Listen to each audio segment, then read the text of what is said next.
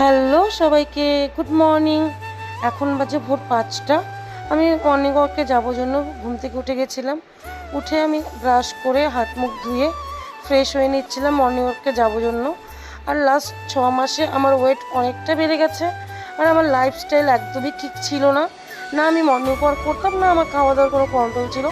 তো আমি ভেবেছি আজকের থেকে আমি আমার লাইফটাকে ঠিকঠাক করবো, লাইফস্টাইলটাকে ঠিকঠাক করবো, একটু ডায়েট মেনটেন করবো আর আমার ওয়েটটাকে কমাবো। আর আমার হয়েছে পিসিওডি।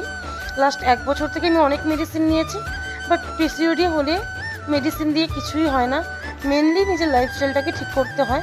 তো আমি আর আমার দিদি দুজনেই প্রচণ্ড মোটা হয়ে গেছি জন্য তাই এখন থেকে হেলদি ডায়েট মেনটেন করবো ভেবেছি। আর হ্যাঁ, মাঝখানে আমরা দুজনেই কিছুদিনের জন্য জিমে ভর্তি হয়েছিলাম, বাট নানান কারণে আমরা জিমে যেতে পারিনি বা কন্টিনিউ করতে পারিনি। আর জিমটা ছাড়ার পরে আমাদের ওয়েটটা অনেকটাই গেইন হয়ে গেছে। সেই জন্য ভেবেছি উইদাউট জিমই আমরা ওয়েট লস করার চেষ্টা করব।